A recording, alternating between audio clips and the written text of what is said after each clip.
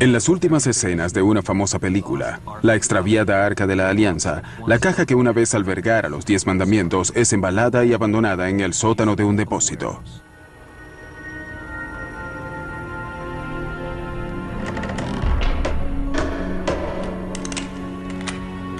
¿Y si esa ficción de Hollywood en verdad reflejara la realidad? Es decir, que escondidas en algún sitio hay pruebas tangibles de lo que en la Biblia se llama el Éxodo. La salida de los israelitas de Egipto, liderados por el profeta Moisés. Bueno, justo aquí, en este edificio, hay una imagen de oro de 3.500 años de antigüedad, labrada quizás por un testigo del Éxodo bíblico, que representa el Arca de la Alianza, pero nadie allí dentro se da cuenta.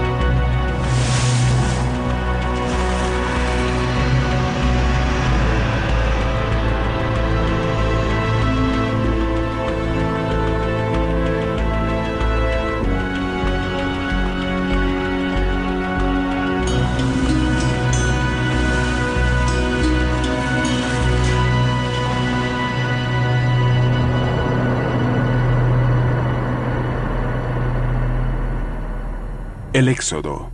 Durante miles de años, la epopeya bíblica ha captado la imaginación pública. Pero, ¿sucedió realmente?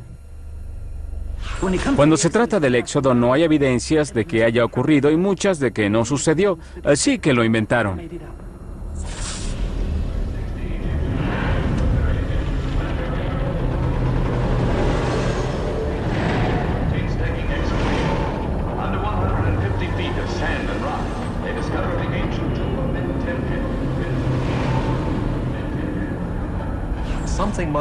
Algo sucedió. No puedo explicar qué, pero lo que fuera moldeó la identidad de Israel y por lo tanto no puedo calificarlo de fábula.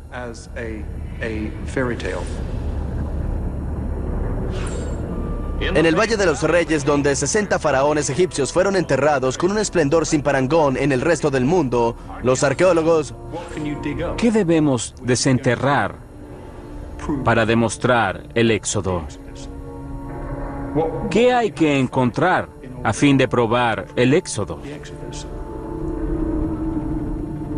La historia del Éxodo es de capital importancia para el cristianismo, el judaísmo y el islamismo. Por miles de años los creyentes lo han considerado un hecho histórico, pero en las últimas décadas varios académicos han dicho que la historia es una fábula. Soy James Cameron y conozco a un cineasta que hace 10 años emprendió una misión para responder a una pregunta muy antigua. ¿El Éxodo fue realidad o ficción? Su nombre es Zinka Jakobovich y ganó 2 premios Emmy en el periodismo investigativo. Él alega que los académicos descartan evidencias arqueológicas que están a simple vista.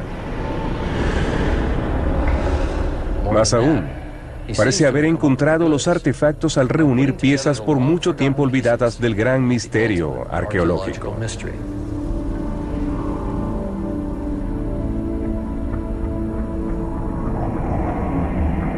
¿Cómo lo hacemos? Contactando a expertos de varias disciplinas que rara vez o nunca hablan entre sí. Ninguno de ellos suscribe totalmente nuestra versión de la historia, pero muchos poseen piezas clave del rompecabezas, y lo que surge sorprende incluso a los más escépticos. Pero antes de mostrarles las evidencias, comencemos la historia desde el principio.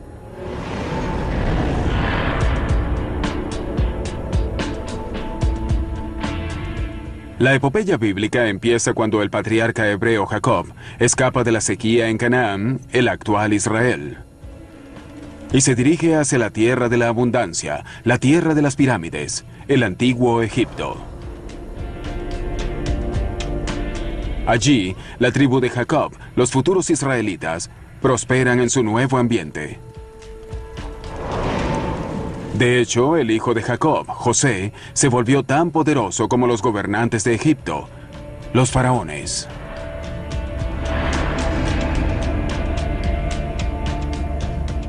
Sin embargo, a la muerte de José, su pueblo es esclavizado por los egipcios.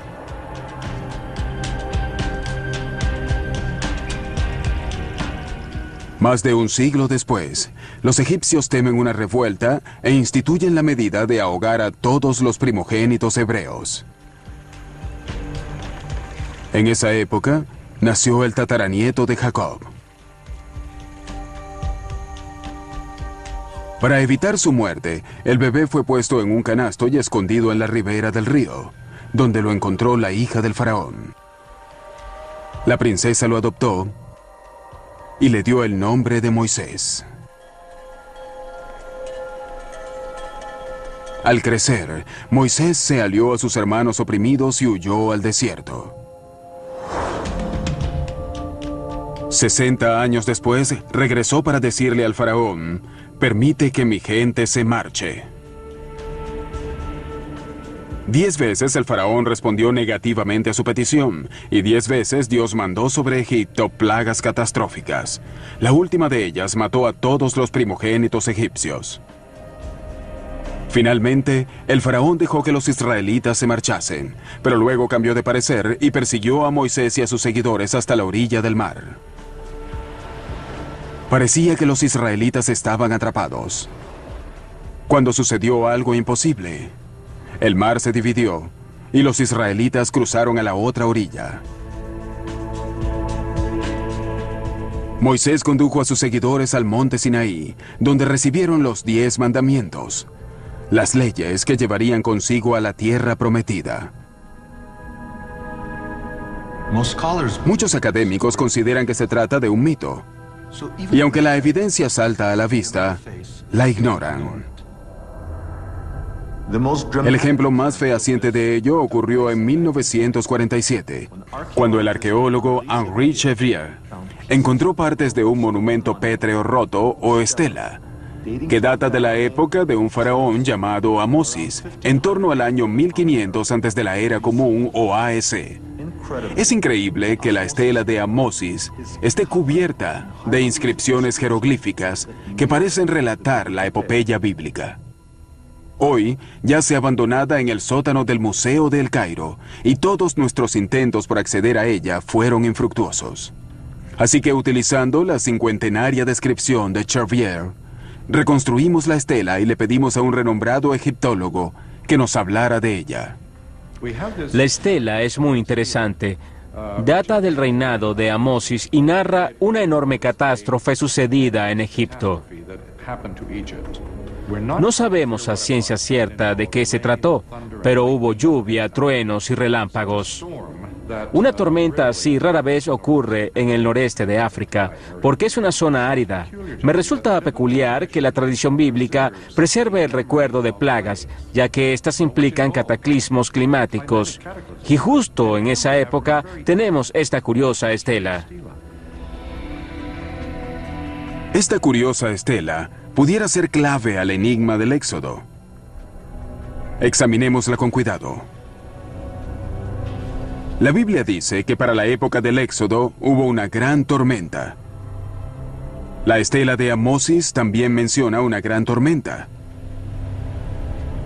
La Biblia dice que las tinieblas envolvieron a Egipto.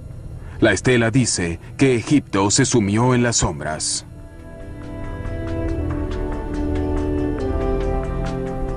La estela luego habla de algo muy peculiar. Aunque los egipcios veneraban a varios dioses, en la estela está escrito que la tormenta y la oscuridad ocurrieron cuando Dios, en singular, manifestó su poder.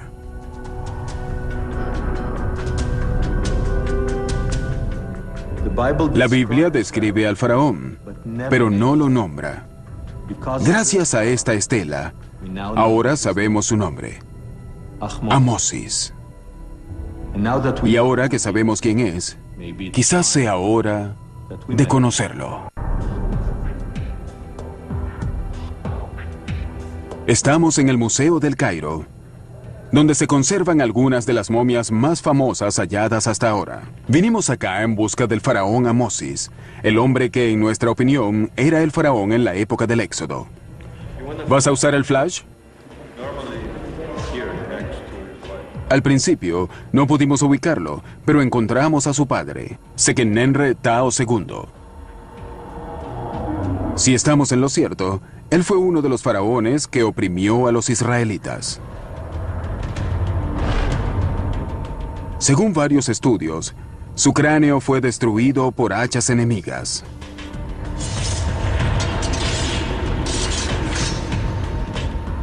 Quizás hayan sido los israelitas quienes golpearon su momia al emprender el éxodo.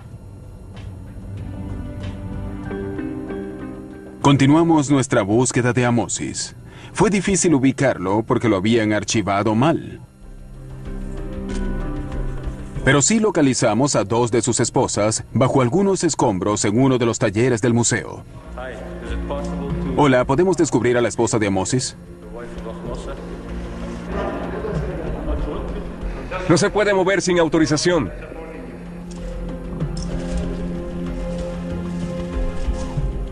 Según nuestros cálculos, esta urna de vidrio algo descuidada contiene la momia de una mujer cuyo esposo se enfrentó a Moisés y no abrió su corazón a las palabras de Dios.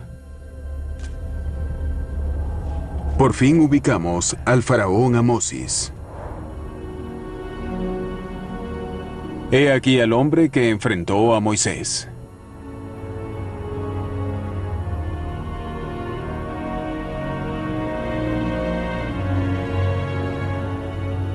¿Acaso el padre de Amosis recordó al príncipe israelita a cuyo lado creció, y cuando le dio a su hijo su nombre egipcio Amosis, la luna ha nacido, escogió el nombre por el juego de palabras?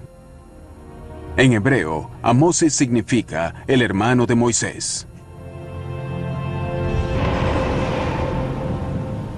La historia recuerda al faraón Amosis por haber expulsado a unos invasores de Egipto, en torno al año 1500 a.C. En esa época, Egipto era gobernada por un pueblo llamado los Hicsos. Hasta hace poco no se sabía casi nada de ellos. Luego, a finales de los años 60, fue descubierta su antigua capital, Avaris, al norte de El Cairo.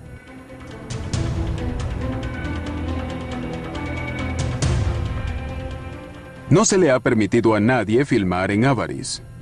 Para llegar allí, solicitamos la cooperación de las autoridades egipcias, a quienes les preocupa que, en el volátil Medio Oriente, el hallazgo de objetos bíblicos pudiera reforzar de algún modo las pretensiones de Israel sobre el área. Como consecuencia, el éxodo es un tema delicado en Egipto. Por eso no mencionamos a Moisés y enfatizamos que estábamos interesados en el faraón Amosis y en los Hicsos que él expulsó de Egipto. Tras meses de negociaciones, al fin nos dan permiso para filmar en Avaris.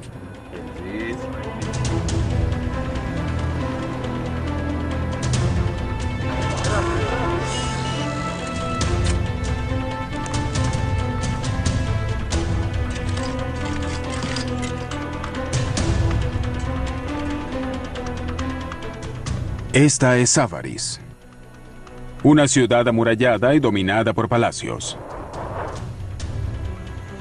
Hace 3.500 años, la rodeaban los ramales del Nilo. Avaris fue descubierta por el profesor Manfred Wittak, de la Universidad de Viena. Aunque en la actualidad pueden verse solo algunas hectáreas, parece que en tiempos remotos Avaris dominaba toda el área. Avaris era mucho más grande, cubría 250 hectáreas, así que se extendía desde aquí hasta casi 2 kilómetros hacia el este y quizás 1 kilómetro hacia el sur. En la época de los Hicsos, esta era una de las principales residencias de los faraones egipcios.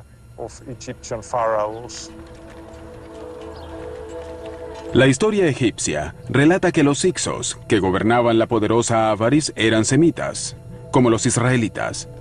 y que la abandonaron en un éxodo masivo, conocido como la expulsión de los Hicsos.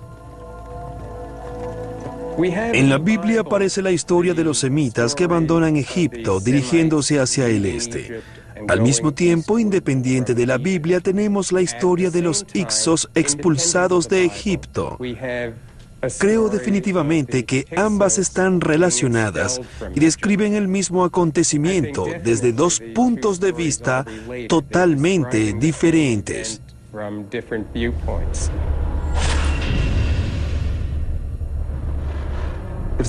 Si la expulsión de los Hicsos y el éxodo bíblico son en realidad un solo acontecimiento, quizás podamos encontrar la tan buscada prueba del éxodo bíblico en la época de los Hicsos.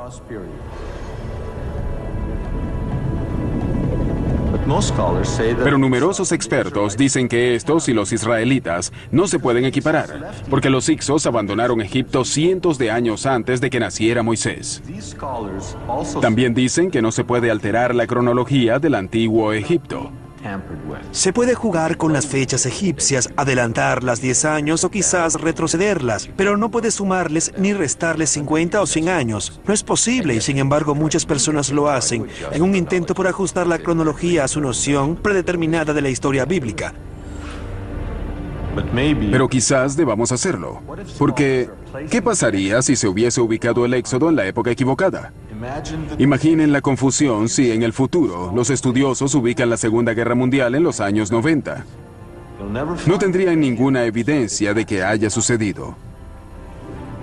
Muchos estudiosos ubican el éxodo en el año 1270 a.C., durante el reinado del faraón Ramsés II. Pero otros disienten de ese consenso. La información de la Biblia nos permite ubicar el Éxodo casi 480 años antes del reinado de Salomón a mediados del siglo XV a.C.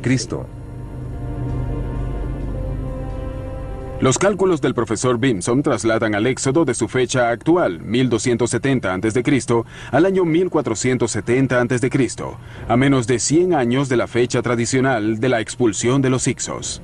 Demasiado cerca como para calificarlo de mera coincidencia. Así que, en efecto, tenemos una nueva fecha para el Éxodo, en torno a 1500 a.C. De los Hicsos y de la expulsión de los Hicsos es de lo que hablamos cuando nos referimos al Éxodo. Ahora bien, nuestra nueva fecha del Éxodo es 1500 a.C. Y sabemos por la Biblia que los israelitas llegaron a Egipto casi 200 años antes de su éxodo. En hebreo original, la Biblia llama a los israelitas el pueblo de Dios, o Amo Israel. Si nuestras fechas son correctas, debemos encontrar pruebas contundentes de la llegada de este Amo en torno a 1700 a.C.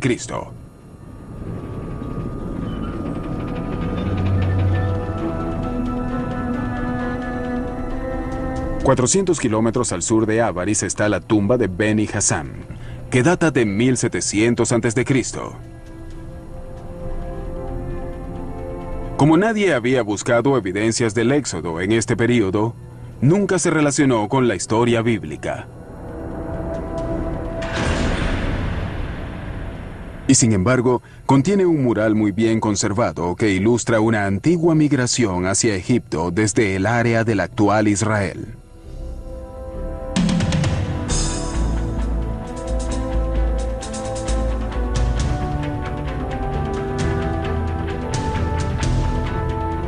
Como en la Biblia, las escenas muestran semitas bravados, montados en burros y transportando a sus familias y pertenencias hacia Egipto.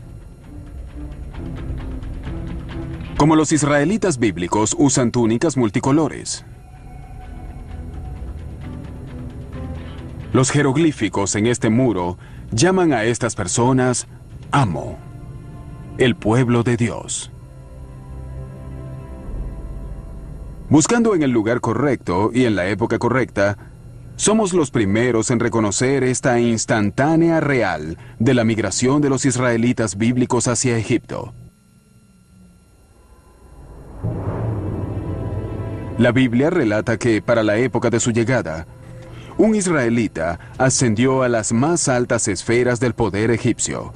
Se llamaba José, hijo de Jacob. Y fue tan poderoso que usaba en su dedo el sello de la autoridad real.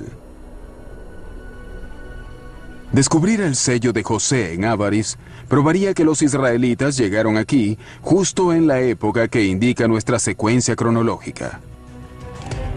Pero sería como encontrar una aguja en un pajar arqueológico de 3.700 años de antigüedad.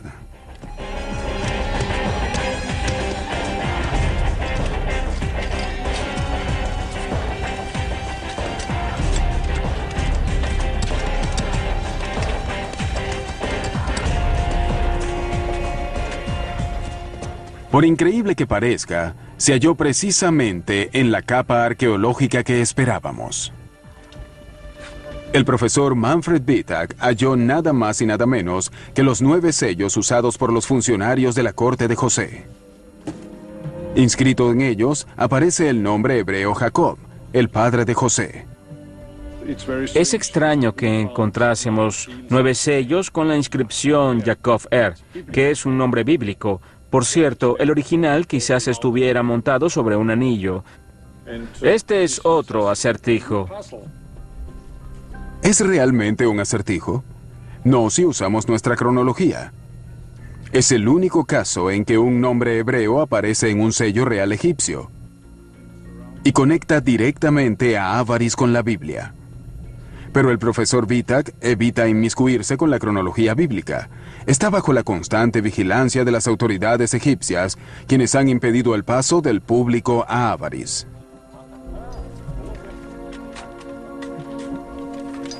Supuestamente por razones de conservación, el profesor Wittak es obligado a cubrir su excavación cada año. La zona es arada y cultivada por agricultores locales. Nadie sospecharía que bajo estos sembradíos yace un tesoro arqueológico que prueba el éxodo bíblico.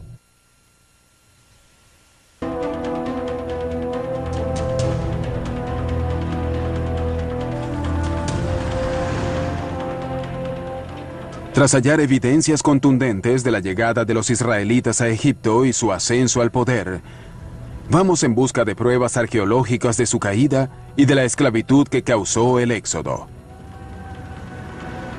Para ello, viajamos a un lugar llamado Serabit el Hadem, 400 kilómetros al sur del delta del Nilo, en el desierto del Sinaí.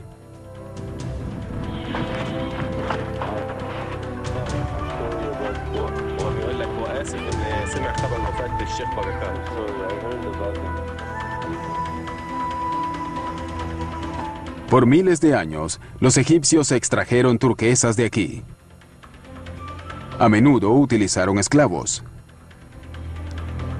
Las viejas minas de turquesa están lejos de la ruta turística.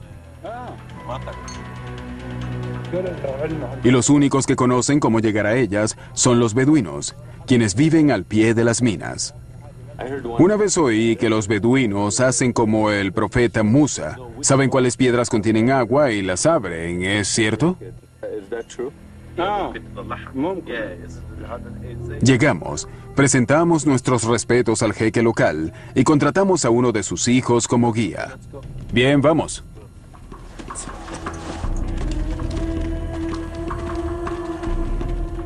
Supimos de este lugar por viejos relatos de publicaciones poco conocidas.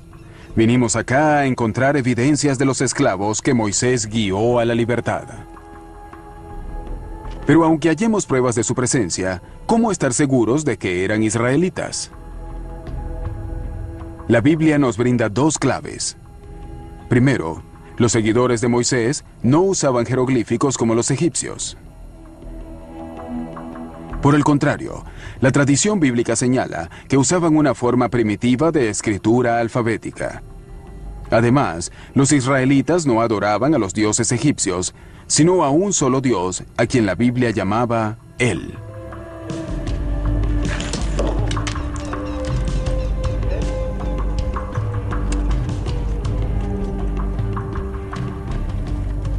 Para respaldar nuestra línea temporal bíblica, esperamos hallar inscripciones alfabéticas labradas por esclavos hace 3.500 años. Y como soñar no cuesta nada, estas mencionarían la palabra bíblica él.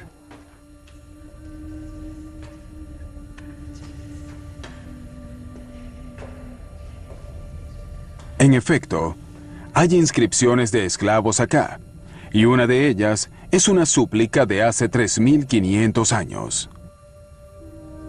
Él, sálvame. Es la escritura de un esclavo que trabajó en esta mina. Aún pueden verse las marcas del cincel utilizado en los trabajos forzados que el autor de esta inscripción debía hacer. Él escribió su súplica a Dios. Ayúdame, no te olvides de mí, aquí donde trabajaba, dormía y tal vez muriera. Esto representa un momento increíble en la historia de la humanidad. No es solo la primera inscripción con el nombre de Dios, Él, sino que también es la inscripción alfabética más antigua o la segunda más antigua. Es la base del hebreo, arameo, griego, latín, inglés, árabe. Todos se basan en esta escritura.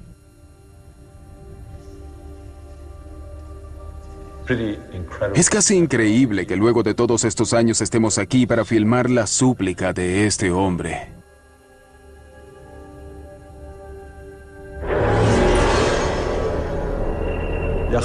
La estela de Amosis, los murales de la tumba de Beni Hassán, el sello real de José y las inscripciones de los esclavos israelitas señalan aproximadamente el año 1500 a.C. como la época de Moisés y el Éxodo. Si la fecha es correcta, entonces hay algo más que debemos incluir. En torno a 1500 a.C., los pueblos del Mediterráneo sufrieron uno de los peores cataclismos de la historia. La erupción del volcán Santorini en lo que es la actual Grecia. Dicha erupción pudiera ser otra clave crucial para descifrar el éxodo bíblico. Esta es la isla de Santorini, ubicada en el Mediterráneo a 700 kilómetros de la costa egipcia. Literalmente es la boca de un volcán. Hace 3.500 años, Santorini fue destruida por una de las peores erupciones volcánicas de la historia. Al hacer erupción, el volcán puso fin a la civilización minoica que florecía aquí.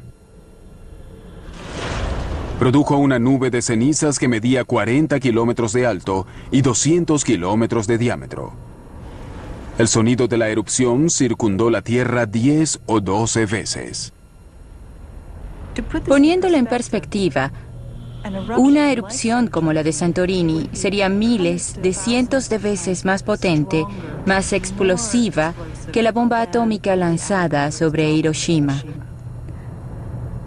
La fuerza de la erupción fue tan inmensa que provocó grandes explosiones, las cuales producirían esos crack, crack, crack, que se oirían a cientos de kilómetros de distancia.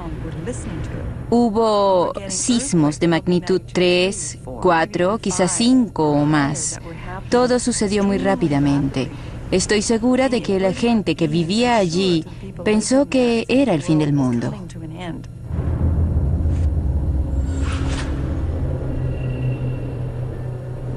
Por lo que quizás los cataclismos descritos en la Biblia, tales como las plagas, las tinieblas y la división del mar, se relacionaban con la erupción en Santorini. Pero como todo lo vinculado al Éxodo, ubicar la erupción del volcán en 1500 a.C. causa controversias. Mucho se ha discutido sobre las fechas de Santorini. Vulcanólogos y geólogos datan la erupción en torno a 1600 a.C. Los arqueólogos tienden a fecharla en 1500 a.C.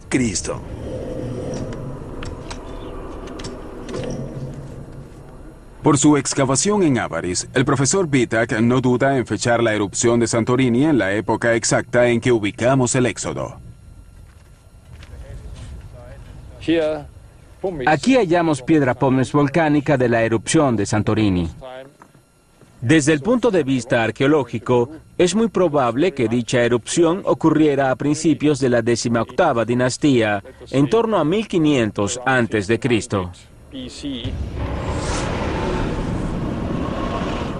La máquina cronológica de Jakobovich sincronizó al faraón Amosis, la expulsión de los Ixos, el éxodo y la erupción de Santorini. Parece que el código del éxodo por fin fue descifrado. Si Jakobovich está en lo cierto, ahora podemos explicar aspectos científicos de la historia bíblica.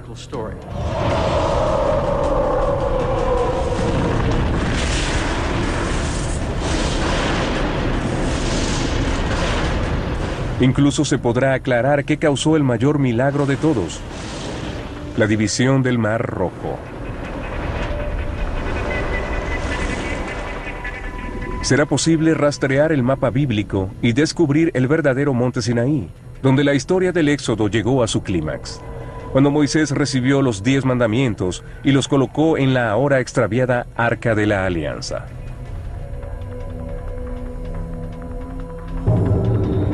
Comencemos por las plagas, las catástrofes bíblicas que asolaron Egipto porque el faraón no liberaba a los esclavos semitas. Hasta ahora, nadie le ha dado una explicación científica a esas 10 plagas.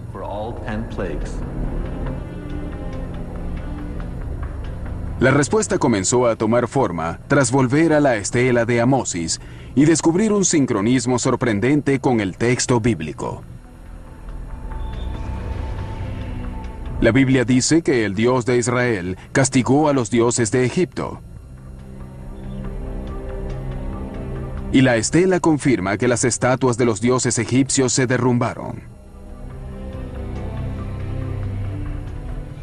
Se sabe que los sismos acompañan a las erupciones volcánicas como la de Santorini. Pareciera que la estela y la Biblia describen las consecuencias de un terremoto, o más precisamente, de algo que los científicos llaman una tormenta sísmica.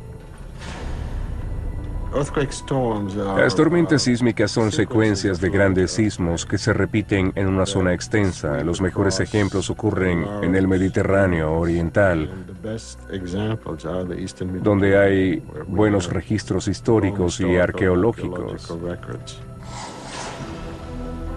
Según parece, la historia bíblica tiene lugar en una zona sísmica, en el delta del Nilo, donde según la Biblia ocurrió el Éxodo. Se cruzan varias fallas geológicas.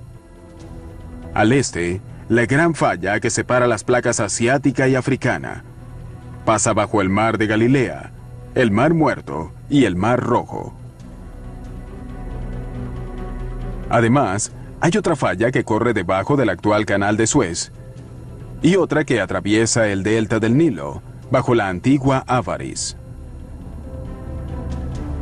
Mientras que 700 kilómetros al oeste, la falla entre las placas africana y europea corre prácticamente bajo Santorini. Pero, ¿qué tienen que ver los sismos con las plagas bíblicas? Comencemos con la primera de ellas. Los terremotos no explican cómo Moisés transformó las aguas del Nilo en sangre. ¿O sí? De hecho lo hacen, cuando provocan fugas de gases. Y no debemos retroceder 3.500 años para probar este punto. En 1984 en el lago de Monum y en 1986 en el lago Níos, ambos en Camerún, sus aguas claras de pronto se tiñeron de rojo sangre. El misterio se resolvió cuando el profesor George Klein explicó el fenómeno diciendo que se debía a una fuga de gases subterráneos. Lo que sucedió es que las capas más profundas contenían altas concentraciones de hierro disuelto, y cuando éste subió a la superficie, al escapar los gases, Entró en contacto con el oxígeno y formó hidróxido de hierro, esencialmente óxido, lo mismo que sucede con los autos, y ese óxido fue lo que causó el color rojizo o pardo en la superficie del lago. En lo que respecta a las plagas bíblicas, en el delta del Nilo hay numerosos elementos presentes que podrían sugerir una acumulación de gas. Así que podría darse una situación de bolsas de gas atrapado bajo la corteza y terremotos a lo largo de una falla geológica que liberan el gas. Dependiendo del tipo de agua por la cual pasa el gas, esta podría teñirse de rojo.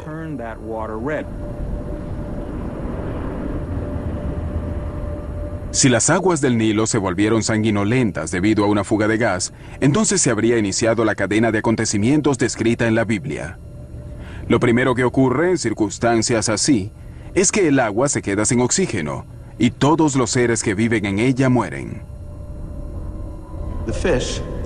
Los peces flotan en las aguas contaminadas, pudriéndose al sol. Lo único que no muere son las ranas, porque a diferencia de los peces, escapan saltando. Según sabemos, la segunda plaga bíblica fue una invasión de ranas.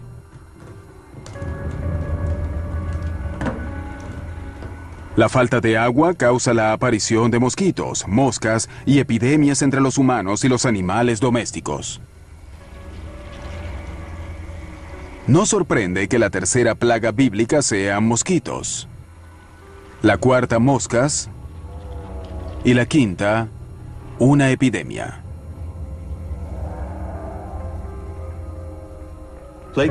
La sexta plaga es salpullido y úlceras en hombres y animales. ¿Puede una fuga de gas causada por un terremoto explicar este brote? Regresemos al desastre de 1986 en el lago Nyos en Camerún.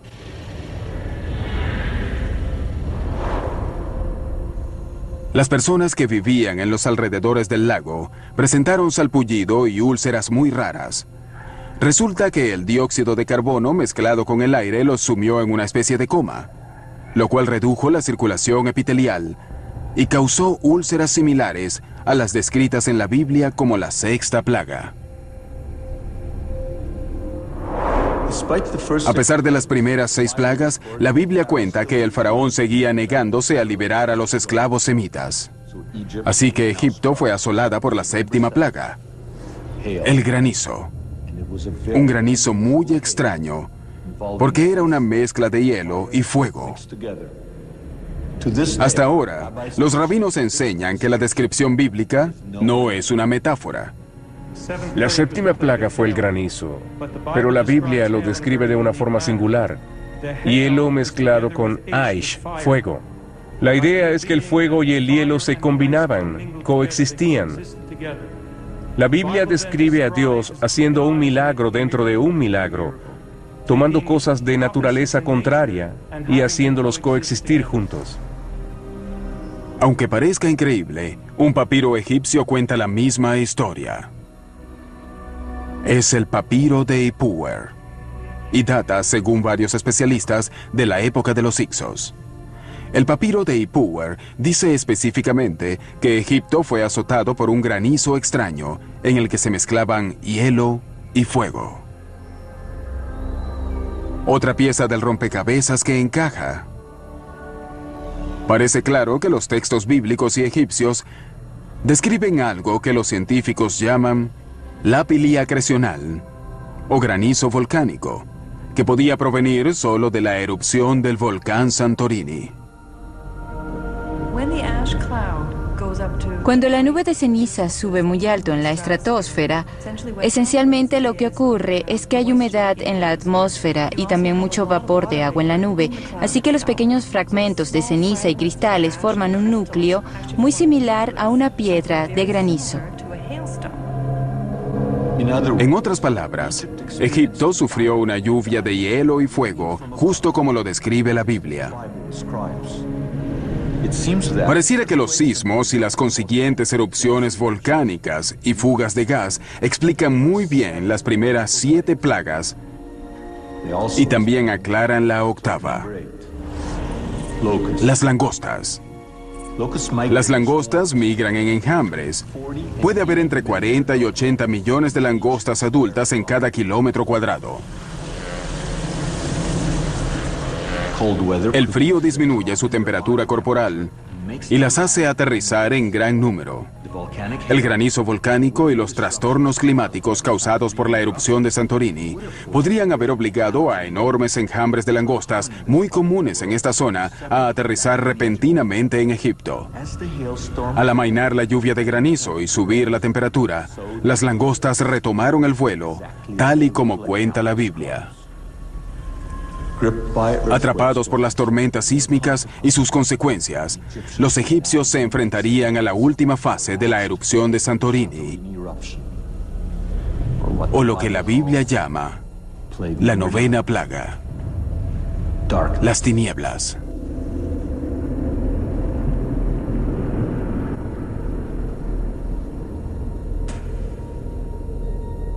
Probablemente ocurrió así.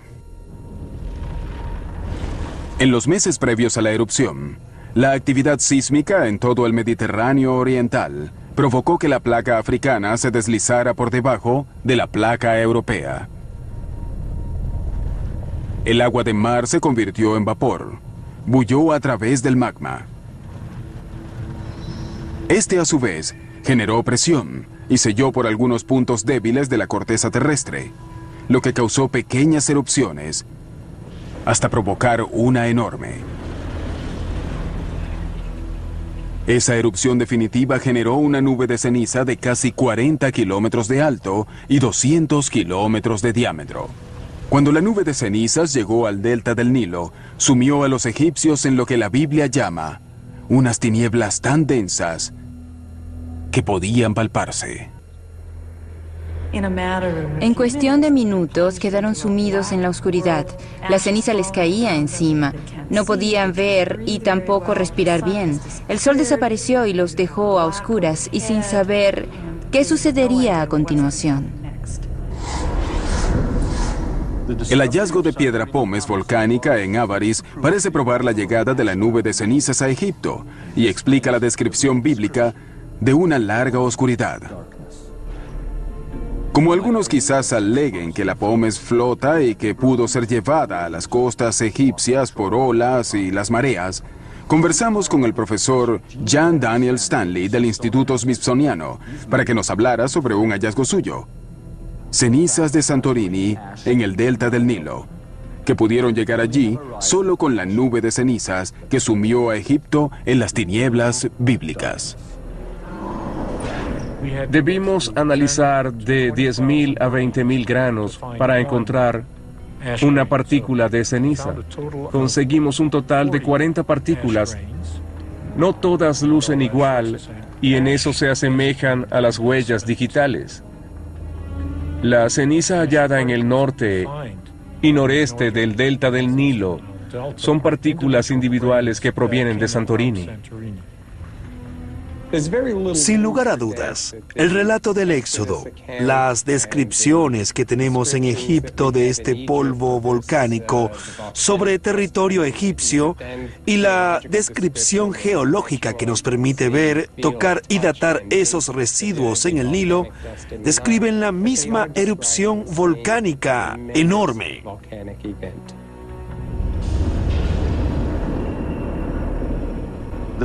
La última plaga ocurrió a medianoche, luego de que Moisés ordenara a los israelitas celebrar lo que pasaría a conocerse como la primera comida de Pascua. Mientras los israelitas realizaban el ritual de la Pascua, los egipcios dormían. Y entonces ocurrió. Todos los primogénitos egipcios murieron. Todas las casas fueron afectadas. Nadie había dado una explicación científica plausible sobre la muerte de los primogénitos. Hasta ahora. Según nuestro planteamiento, en este punto de la secuencia de hechos iniciada casi 6 meses antes, finalmente habría sucedido la fuga de gas que desató la cadena de plagas. El dióxido de carbono se habría filtrado a la superficie. y por ser más pesada que el aire, habría matado a los animales y las personas que dormían antes de disiparse en la atmósfera. En caso de que usted piense que se trata de conjeturas, considere esto. Ocurrió exactamente lo mismo en 1986 en el lago Níos de Camerún. En la fatídica noche del 21 de agosto de 1986, los habitantes de Níos se fueron a dormir. No podían saber que el dióxido de carbono que tiñó de rojo las aguas del lago estaban llegando a un punto crítico. Mientras ellos dormían, la capa superior del lago mantenía el dióxido de carbono comprimido como la tapa de una gaseosa. Pero entonces, la tierra tembló y hubo un derrumbe. Cayeron rocas al lago que alteraron la presión superficial y se liberó el gas. Ese gas subió a la superficie y como un monstruo emergió de las aguas, mientras se formaban gotas en él que convertían el gas invisible en una niebla visible. La niebla se desplazó sobre el lago y por la tierra y sofocó todo a su paso. Y tan repentinamente como apareció, desapareció, disolviéndose en la atmósfera. Al día siguiente, quienes durmieron en las zonas elevadas despertaron y hallaron a 1.800 personas muertas, así como también a cientos de animales pequeños y ganado. Todo estaba sumido en un silencio de ultratumba. Estaba sentada allí en medio de los muertos, algunos dentro de sus casas. Afuera yacían animales, vacas, perros, todo. En mi familia éramos 56, murieron 53. But 53 died.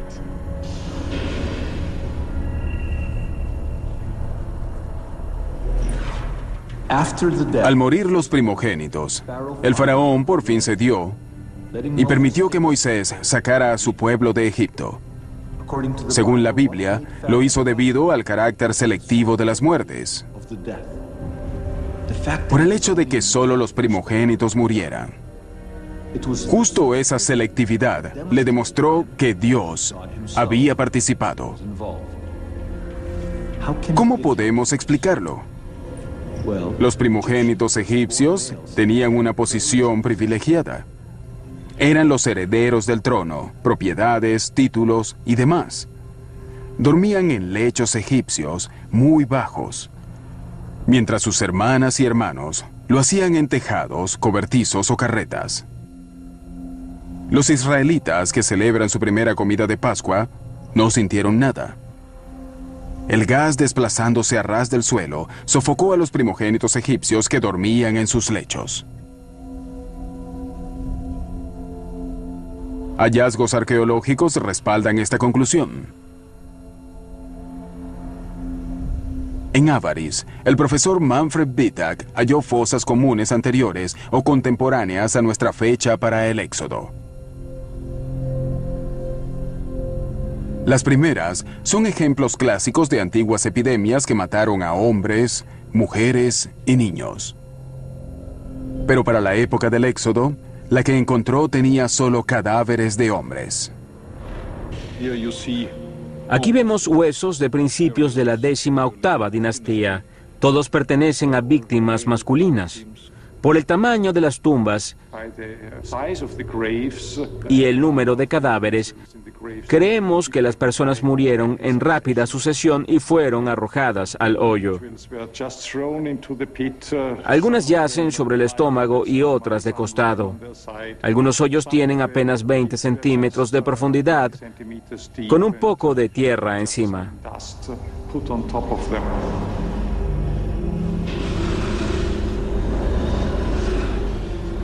La Biblia dice que el hijo del faraón murió durante la plaga de los primogénitos. Como sostenemos que Amosis es el faraón del Éxodo, debemos probar que el hijo de Amosis murió joven.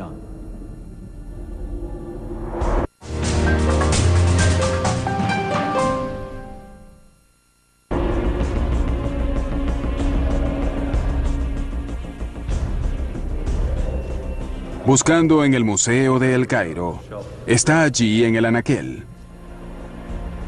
Hallamos al hijo de Amosis. El príncipe murió joven, a los 12 años de edad. Por primera vez, conocemos la cara y el nombre de una víctima de las plagas bíblicas.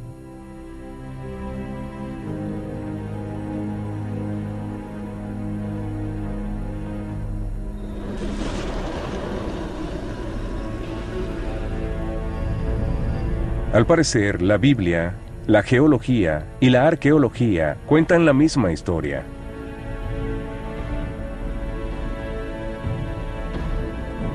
Pero los escépticos, quienes quisieran ver el Éxodo como un mito, pudieran resistirse a la idea de que en verdad sucedió. Porque ello implicaría que Dios, en efecto, existe. Los creyentes, por otra parte, pudieran sentir que estas explicaciones científicas del relato bíblico saca a Dios de la ecuación.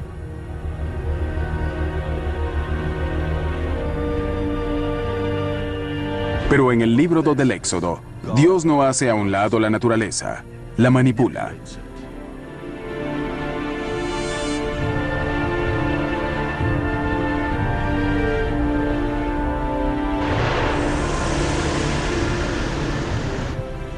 En otras palabras, según la Biblia, debemos ser capaces de comprender la ciencia tras los milagros. Y el mayor milagro fue la división de las aguas. Al morir todos los primogénitos egipcios, el faraón permitió a los israelitas marcharse. Luego cambió de parecer, los persiguió y los acorraló a orillas de un mar que el texto hebreo llama Yam Suf. Y es aquí donde el milagro ocurrió. El mar se retiró, los israelitas cruzaron y las aguas regresaron para engullir a todo el ejército egipcio, volcar cuadrigas y ahogar a soldados y caballos.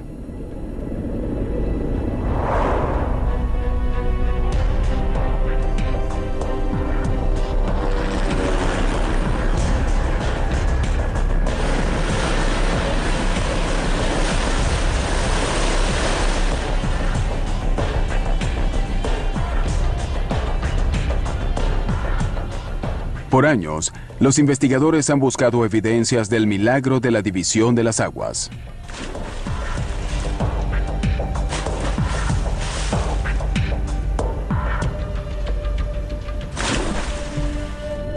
Han realizado expediciones arqueológicas submarinas en busca de cuadrigas, espadas y otras pruebas de un ejército egipcio sumergido.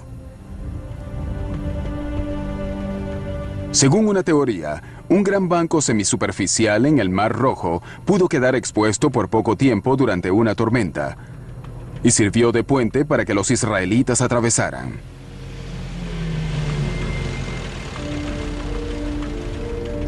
Pero la búsqueda ha sido infructuosa.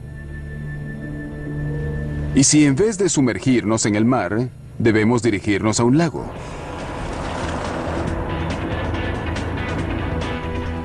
Porque Yam Suf, el nombre hebreo del sitio donde Moisés separó las aguas, fue traducido erróneamente como Mar Rojo, cuando en verdad quiere decir Mar de los Juncos.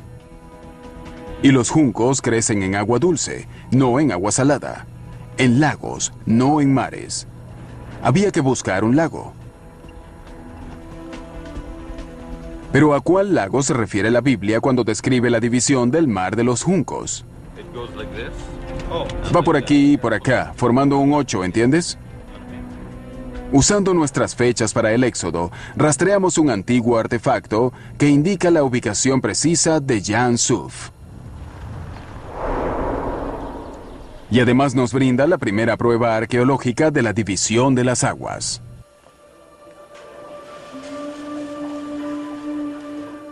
Hallamos una inscripción jeroglífica en un monumento de granito que narra la historia del Éxodo desde la óptica del faraón. La Biblia se refiere a Moisés como rey. En esta piedra se le da el nombre de el príncipe del desierto. La Biblia llama a los israelitas el pueblo de Dios. El granito menciona a los malvados. Y luego, la inscripción corrobora el milagro de la división de las aguas. Cualquiera puede descifrar el símbolo: 3 olas y 2 cuchillos, un mar cortado. El signo de las 3 olas, una sobre otra, por lo general, representaba varios tipos de masas acuáticas. Podía ser el Nilo, una marisma o el mar, pero no era común usar ese signo combinado con 2 cuchillos. El hecho de que esos 2 cuchillos estén a su lado pudiera sugerir que el agua está cortada o dividida. Pudiera ser una alusión a la división de las aguas del Mar Rojo o de los juncos, como en el capítulo 14 del libro del Éxodo. Miren eso. Para estudiarlo mejor, sacamos una impresión del jeroglífico y resulta que el texto egipcio no solo menciona la división de las aguas. En esta parte se ven 2 cuchillos, sino que habla de un sitio específico, cercano a donde esto ocurrió. Se trata de Pi Hahiroth, y los arqueólogos saben exactamente dónde estaba, lo cual nos permite ubicar Yam Suf, donde indica la Biblia que el mar se dividió. Los israelitas cruzaron a un lugar seguro, y la historia de la humanidad cambió para siempre. Es un antiguo lago que existió hasta 1850, pero desapareció cuando construyeron el Canal de Suez.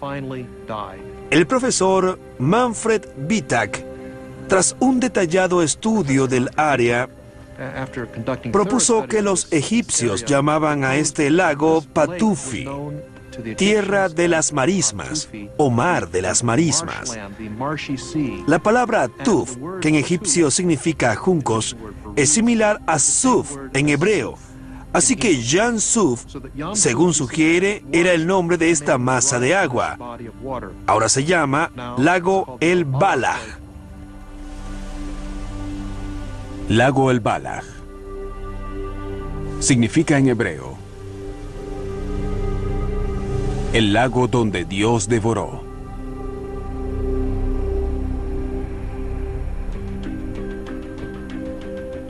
Bajo la constante vigilancia de las autoridades egipcias, viajamos a el lago El Balaj, el sitio exacto donde se supone que ocurrió uno de los mayores milagros bíblicos. El salitre y los juncos atestiguan el hecho de que alguna vez las aguas saladas del Mediterráneo y las aguas dulces del lago El Balaj se unieron acá. Esto es lo que queda del lago El Balaj: marismas salitrosas y juncos.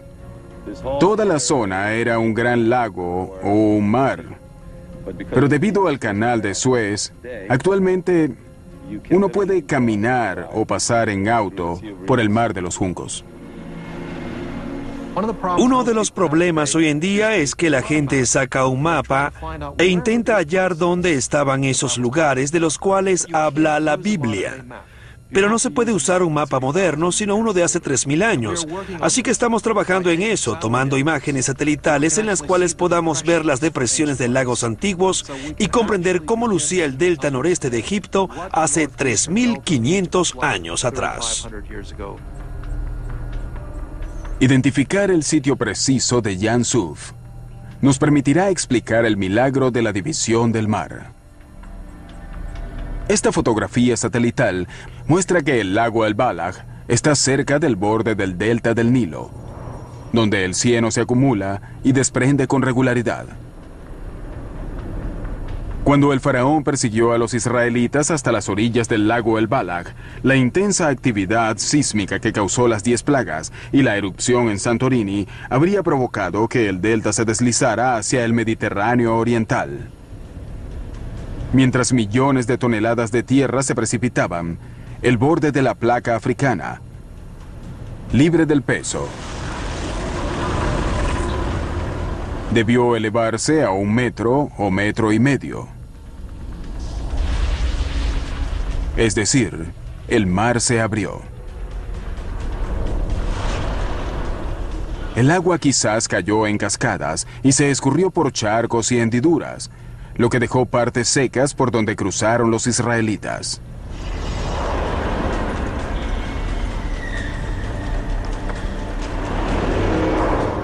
En este momento, réplicas del terremoto u otro derrumbe del delta habrían causado un tsunami que se estrelló contra la costa.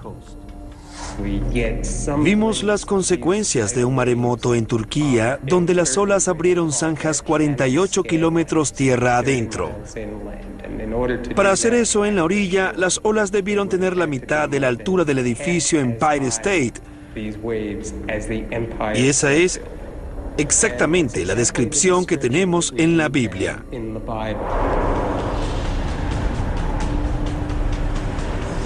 Si el tsunami entró solo 12 kilómetros tierra adentro, pudo llegar a el lago El Balaj y ahogar al ejército egipcio.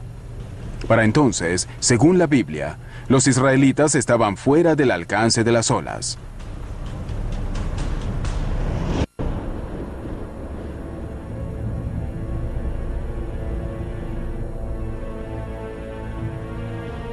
Al parecer, algunas personas que siguieron a Moisés por el mar dividido y al monte Sinaí no fueron hasta la tierra prometida,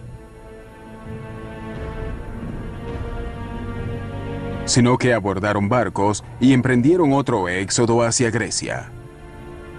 ¿Por qué no lo han notado?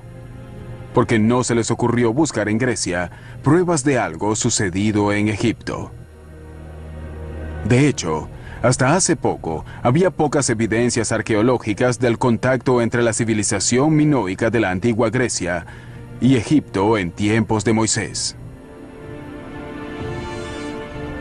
Pero eso cambió gracias a dos hallazgos. El primero fue en 1972, cuando al excavar las cenizas de Santorini, los arqueólogos hallaron algo que relaciona esta zona del mundo con el Éxodo. Unos inusuales murales, estilo minoico. E increíblemente, entre ellos, hay un mapa que ilustra un antiguo viaje de Egipto a Grecia. Toda la escena puede considerarse como el más antiguo mapa del mundo. El mapa es impresionante, y sus colores son tan vivos como hace 3.500 años. Ilustra un viaje épico de Egipto a Santorini. Durante la travesía hubo una tormenta en el mar. Si vamos hacia atrás, vemos a los marineros pasar frente a animales egipcios y las palmeras del delta del Nilo.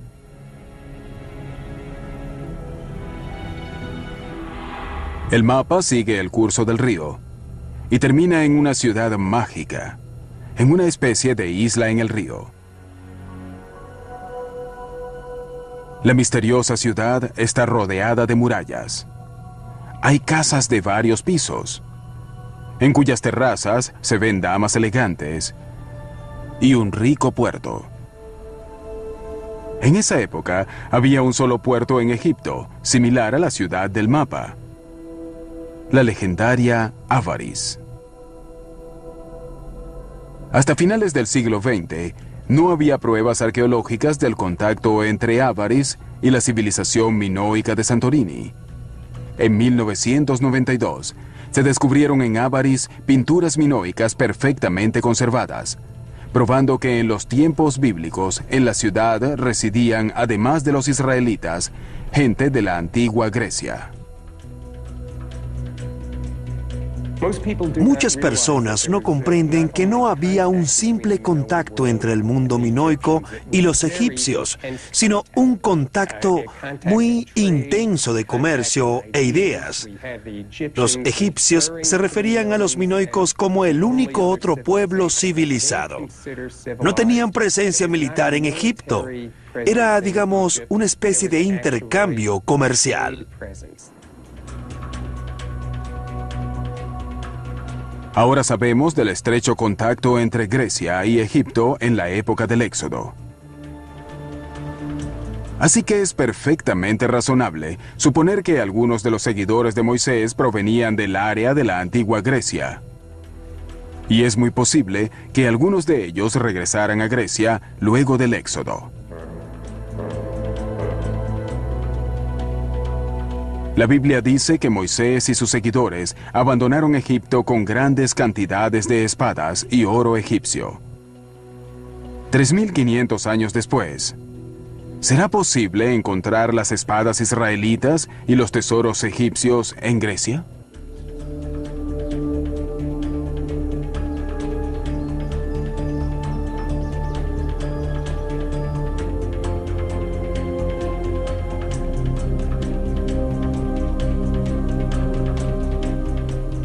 Estamos en Micenas, a 50 kilómetros de la costa en Grecia continental. En 1876, el arqueólogo Heinrich Schliemann, descubridor de Troya, hizo un hallazgo muy importante aquí. Tumbas de 3.500 años de antigüedad. Las tumbas son increíbles, con altos muros y techos abovedados, construidas a la sombra de una montaña con forma de pirámide.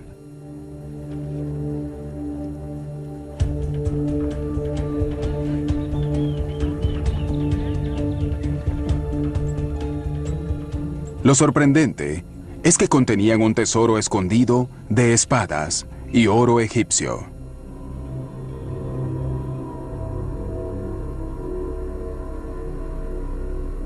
Schliemann creyó que el oro pertenecía a Agamenón, quien lideró la guerra contra Troya para rescatar a la bella Helena. Pero los expertos descubrieron que las personas enterradas en las tumbas vivieron casi 300 años antes de Agamenón, es decir, en torno al año 1500 a.C.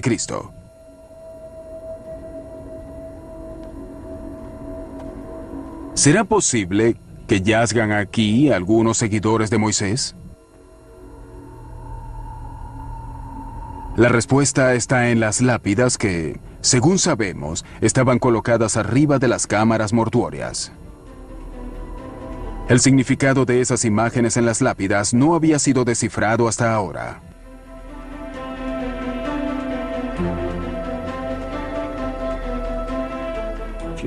Si le preguntas a los expertos qué es esto, dirán, parece una cacería, pero no hay animal, o parece una batalla, pero no hay dos personas peleando. Vamos a verlas y sabremos si las estelas funerarias de Micenas en verdad significan algo, si simplemente las vemos sin prejuicios ni ideas preconcebidas. Casi susurro como si fuera un secreto, porque nadie comprende que esta película de hace 3.500 años narra en 3 fotogramas la división del mar. No lo saben, pero vean, está claro. En el primero hay olas arriba y abajo. Literalmente se ve la división del mar, y este hombre, en una cuadriga, persigue a Moisés, quien blande un cayado. Ese es el primero. Por aquí está el segundo fotograma de la película. El agua forma remolinos. Y miren lo que pasa acá. Todos piensan que el hombre del cayado está vencido, pero en realidad gira, se voltea y enfrenta al enemigo. Está en un área más alta y este en una más baja. Y miren, viene una pared de agua. El tercer fotograma, que está en otro museo, más escondido aún, vemos a este hombre derribado. El agua lo cubre a él y a los caballos, y la historia está completa. ¿Pero qué dicen los especialistas? En este ejemplo, las opciones pueden ser 2. O es un guerrero en la escena de una batalla, persigue a su enemigo y este intenta escapar blandiendo su espada. Y la segunda opción puede ser una carrera de cuadrigas. Como en unos Juegos Olímpicos antiguos. Este es un juez y el otro corre alrededor. Este blande una espada y este también blande una. Esta no parece una espada. A mí me parece un cayado. Sí, en este caso es una representación abstracta, no es naturalista, así que no podemos decir mucho. Para entender lo que sucede aquí, solo debemos tomar esta imagen tridimensional aplastada y alarla, sacarla de allí, y veremos la historia bíblica.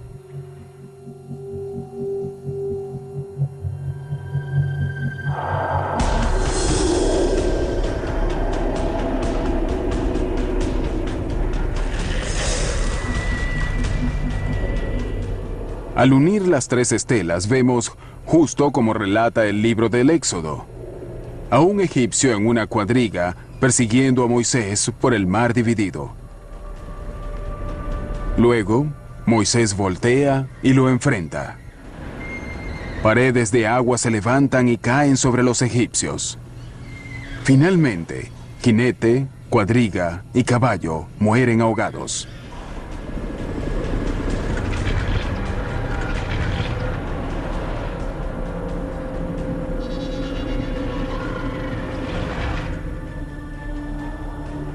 Aquí tenemos labrada en piedra una versión visual del relato bíblico que data de la época de Moisés y el Éxodo.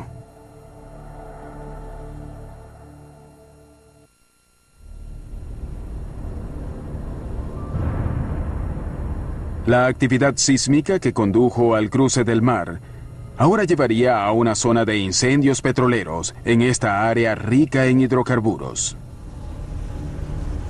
Lo que Moisés y sus seguidores habrían visto, como dice la Biblia, sería una columna de humo en el día y otra de fuego en la noche, guiándolos en el desierto.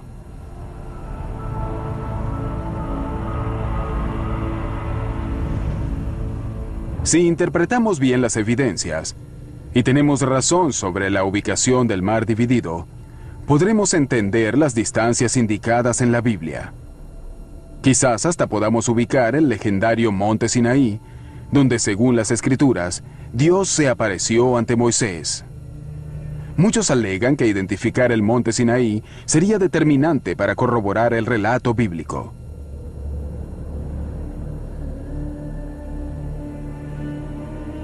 Por miles de años, varios aventureros intentaron hallar la esquiva montaña y terminaron en el lugar equivocado.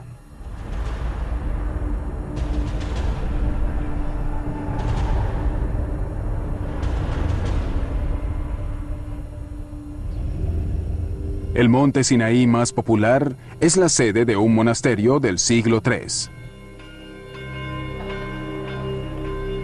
Se trata de una alta montaña en el sur de la península y hacia allá van los turistas. Pero hay un problema con este sitio. No cumple con ninguno de los criterios bíblicos. Está muy alejado de las rutas a través del Sinaí. Ni siquiera queda cerca de la tierra de Israel, a donde se dirigían los israelitas. No hay una sola meseta donde quepan cientos de miles de israelitas. Y como el terreno es de granito, casi no hay pastos para los rebaños ni agua para la gente.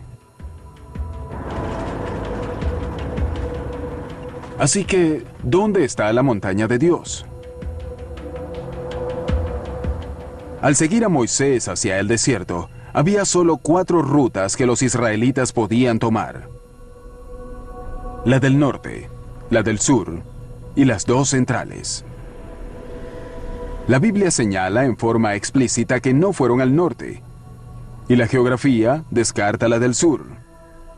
Así que solo quedan las 2 rutas centrales, que se combinan para formar una sola vía que lleva a la tierra prometida.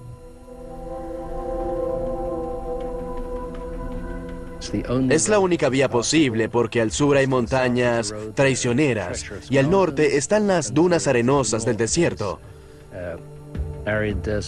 Este camino es una vía antigua con canales de agua a lo largo. Este sería el camino que tomó Moisés cuando huyó de Egipto y sería el mismo que tomó cuando finalmente condujo a los israelitas a la revelación en el monte Sinaí. La Biblia nos da 3 coordenadas del monte Sinaí. Primero, según el itinerario bíblico, El monte Sinaí está a 14 días de viaje de un sitio llamado Elim, el cual se identifica fácilmente con un lugar al sur del lago El Balaj, llamado hasta hoy los manantiales de Moisés. Si una horda humana puede recorrer no más de 15 kilómetros diarios, podemos dibujar un arco desde Elim que nos lleve a 210 kilómetros por el desierto. Esto nos da nuestra primera coordenada. Éxodo 3:1-2 señala que Dios se apareció ante Moisés por primera vez como una zarza en llamas en el monte Sinaí. En esa época, Moisés cuidaba los rebaños de su suegro medianita. El monte Sinaí, por lo tanto, estaba dentro de los límites de las tierras de pastoreo medianitas. El problema es que los medianitas vivían en Arabia Saudí, no en la península del Sinaí, excepto por un lugar llamado Timna.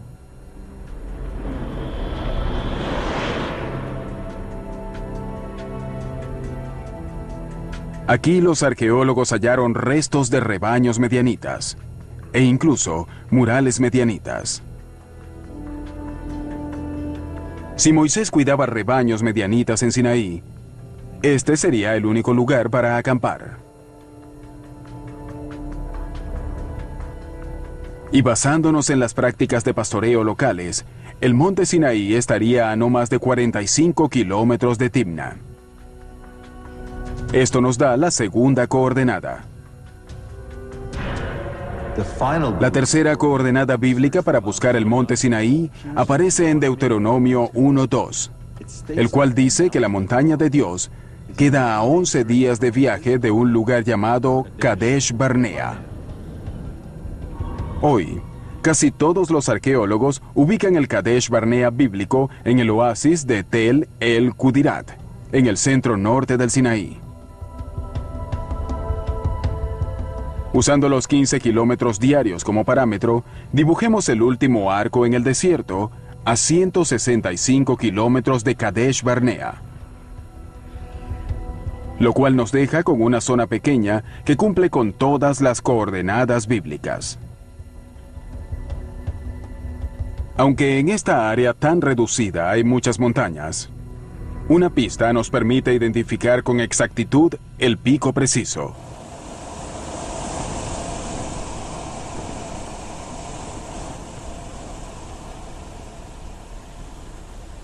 El libro del Éxodo habla del monte Sinaí como la montaña sagrada. Y en el desierto, las montañas sagradas se identifican por los santuarios de piedra. No, ¿qué es eso? Parecen pequeñas excavaciones. Sorprendente. En esta área hay una sola montaña rodeada por santuarios.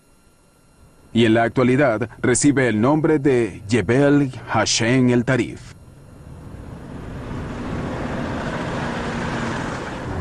Es muy distintivo ese segundo pico, ¿no? ¿Dónde? Justo ahí.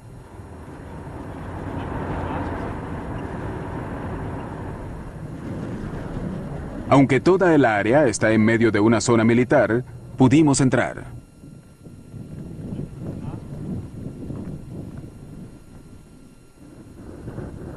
Esta montaña cumple perfectamente con todos los criterios del monte Sinaí. Está rodeada por una inmensa meseta, donde pudieron estar cientos de miles de israelitas. Es fácilmente accesible, y literalmente queda en la principal vía del Sinaí, que sigue la topografía de la antigua ruta.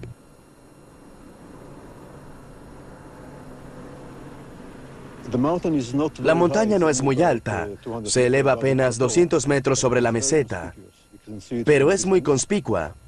Puedes verla desde lejos y el punto clave es que está rodeada por la mayor concentración de santuarios al aire libre que conozcamos en el desierto.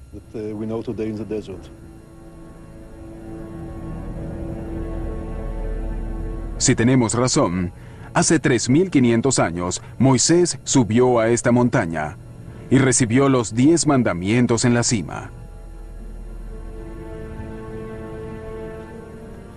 Pero solo se nos permite llegar hasta aquí.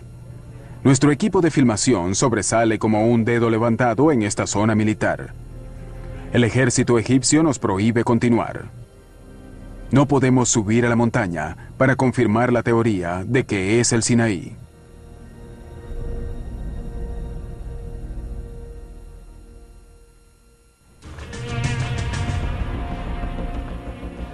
Pero regresamos sin el equipo y armados con una cámara pequeña. Debíamos subir a la cima en busca de evidencias de que esta fue la montaña donde Moisés recibió los mandamientos de manos de Dios.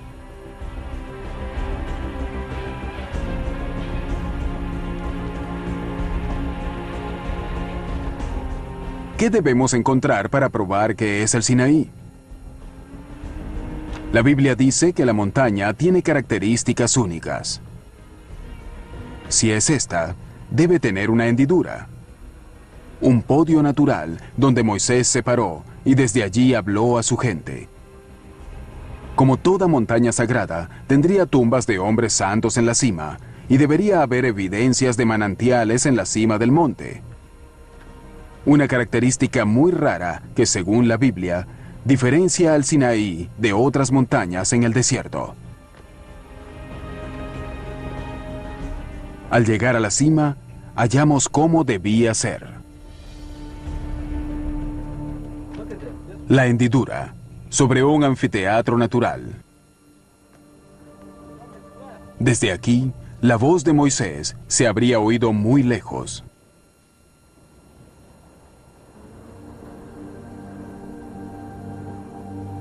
Y acá están las tumbas.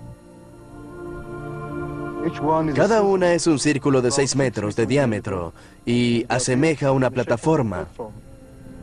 Pueden ver la celda funeraria, muy bien construida y cubierta. Y lo más extraño de todo, Miren, ¿ven esta cosa blanca? parece que hubo un manantial en la cima de esta montaña. Es travertino, formado por acumulación de calcio en condiciones húmedas, que indica la existencia de un manantial. Hallarlo en la cima de una montaña es muy inusual. Los restos de un antiguo manantial. Sí, es algo único acá.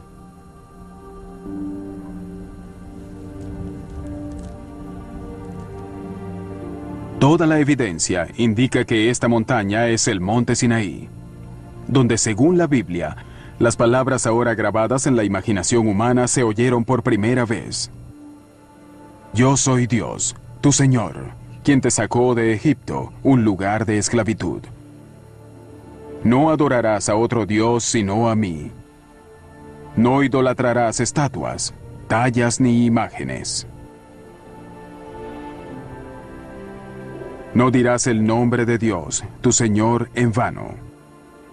Respetarás el Sabbat y lo santificarás.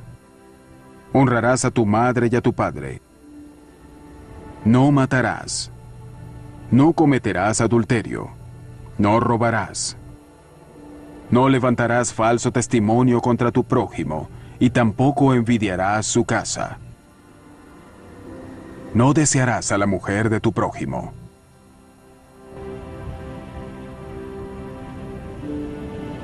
Según la Biblia, Moisés escribió los 10 mandamientos en tablas de madera, que colocó en una caja de oro, el Arca de la Alianza. Luego, al pie de la montaña hizo un templo portátil, un tabernáculo, un lugar para venerar al Dios de Israel y albergar el Arca Sagrada. Este modelo del Santo Tabernáculo se creó según las especificaciones del libro del Éxodo.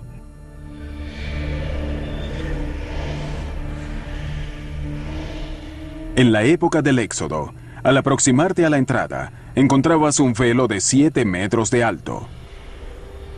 Según antiguas fuentes judías, el velo estaba decorado con leones alados o grifos, figuras asociadas con la antigua Grecia.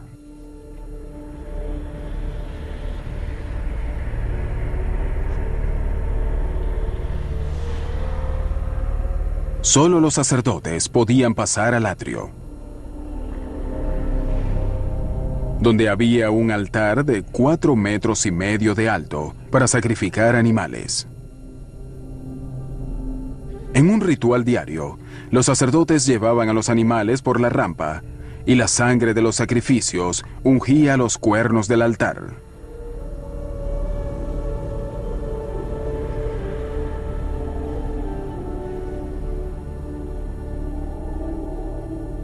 Luego del atrio seguía el tabernáculo, la morada de Dios.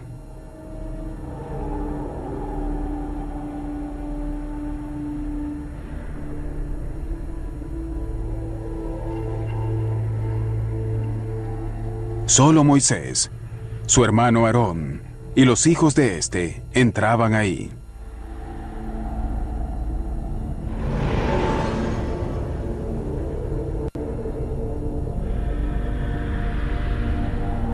Aquí, detrás de otros velos con grifos bordados, estaban los objetos rituales de oro.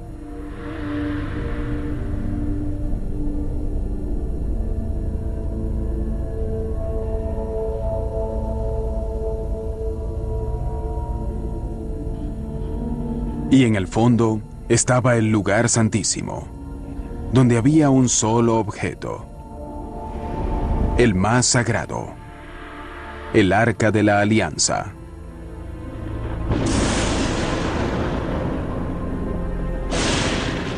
Nadie sabe exactamente cómo era el Arca de la Alianza. La Biblia alega que fue diseñada por Dios mismo para albergar los 10 mandamientos.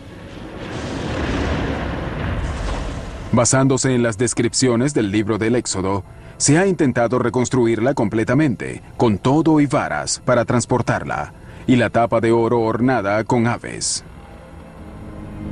Cualquiera fuera su apariencia, de seguro era una exquisita obra de oro.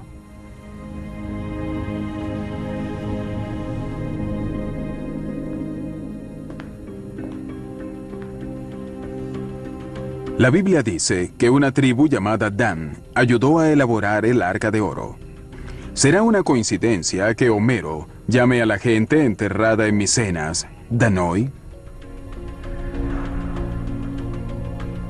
Quizás entre los objetos de oro hallados por Schliemann en Micenas haya una imagen del arca hecha por los mismos danaitas que hicieron la caja que una vez albergara los 10 mandamientos.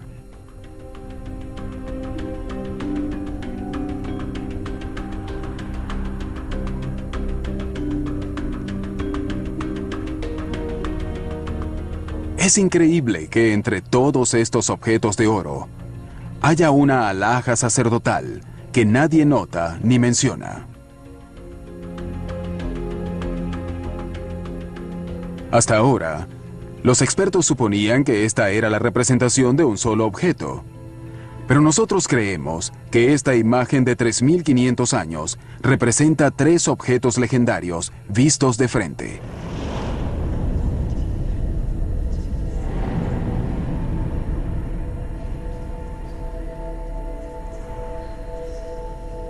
Aquí vemos claramente el altar sagrado, la rampa del tabernáculo y el Arca de la Alianza.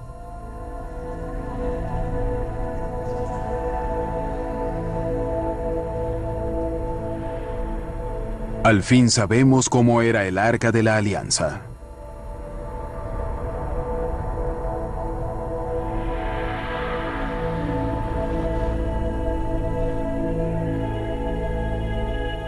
Más aún, ahora sabemos cómo lucían los objetos sagrados vistos desde el lugar santísimo. Hasta ahora, la única persona que había visto estos objetos desde tal perspectiva era Moisés.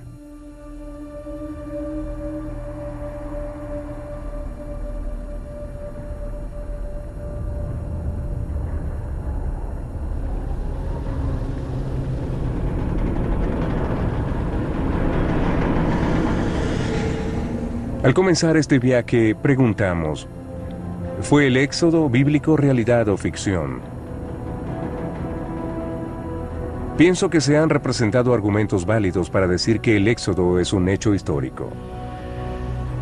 Aquí mostramos por primera vez jeroglíficos antiguos y esculturas rupestres que ilustran la división del mar. Vimos las plagas bíblicas descifradas, así como las pruebas arqueológicas y geológicas de que realmente ocurrieron. Incluso subimos al monte Sinaí. Y luego, Jakobovich develó el que podría decirse es el descubrimiento del milenio. Una imagen en oro del Arca de la Alianza. Pero pienso que debemos concluir nuestro viaje como lo iniciamos, con una pregunta. ¿Ocurrió todo esto como resultado de hechos geológicos causados únicamente por la naturaleza? ¿O fueron los sismos, las erupciones y los tsunamis provocados por intervención divina, cuando Dios decidió liberar a una nación de la esclavitud y forjar una nueva alianza con la humanidad?